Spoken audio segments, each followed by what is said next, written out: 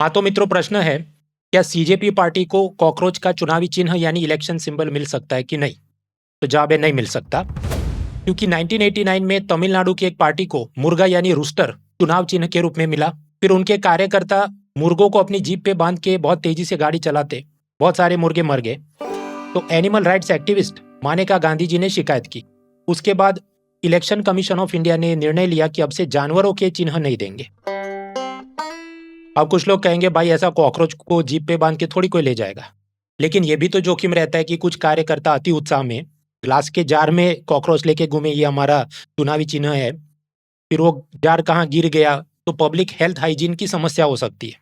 कुछ लोग ये भी प्रश्न करेंगे बीएसपी का तो इलेक्शन सिंबल है हाथी, वो कैसे मिल गया? तो आप क्रोनोलॉजी समझ लीजिए। ये पार्टी 1984 में बनी थी और ये एनिमल सिंबल बैन 90s के दशक में आया था। हाँ तो कोई भी उल जुलूल चुनावी चिन्ह नहीं रख सकते, वरना फिर कुछ राजा टाइप के लोग होंगे, वो कहेंगे हमें कट्टा हमारा चुनावी चिन्ह रखना है, तो पब्लिक ऑर्डर, मोरालिटी, हाइजीन सबका ख्याल रखना चाहिए।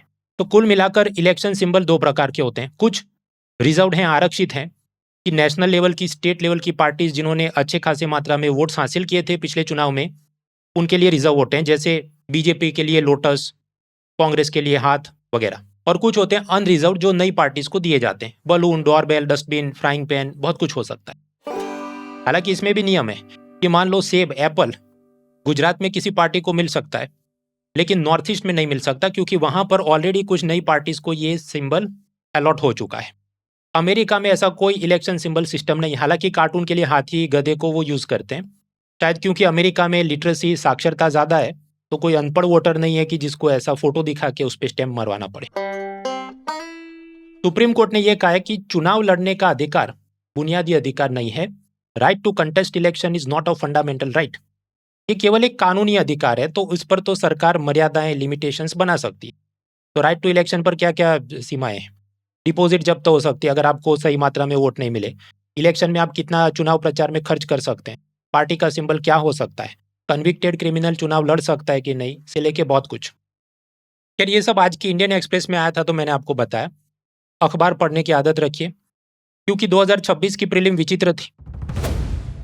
एक तो टफ सवाल भी पूछे गए और पॉलिटी की लक्ष्मीकांत की बुक से कम सवाल आए। सामने कुछ कंटेम्पररी इश्यूज, जैसे 2023 में चर्चा में था जीरो एफआईआर, भारतीय न्याय संहिता। 26 में लगभग 3 साल बाद उसका सवाल पूछा। इंटरपोल की नोटिस के प्रकारों के बारे में पूछा। तो अखबार पढ़ने की आदत रखिए। कुछ लोग कहेंगे नहीं, एक साथ में कंपाइलेशन मैराथन पूरे साल का आता है ना, वो देख लूंगा। भाई वो ऐसा है कि एक दिन में आप ओवर ईट कर रहे हो तो इनडाइजेशन, बदहजमी हो जाएगी। रोज एक एक बादाम खाएंगे तो हेल्थ के लिए अच्छा होता है। बाकी 2026 के इस पेपर के हिसाब से अगले साल की हमारी यूपीएससी प्रिपरेशन की क्या स्ट्रेटेजी, क्या बुक लिस्ट, तैयारी में क्या बदलाव लाना है, इन सब पर मैं एक वर्कशॉप लेने वाला हूँ। लाइव स्ट्रीम में ये क्लास होगा शनिवार 13 जून अनअकैडमी प्लेटफॉर्म पर।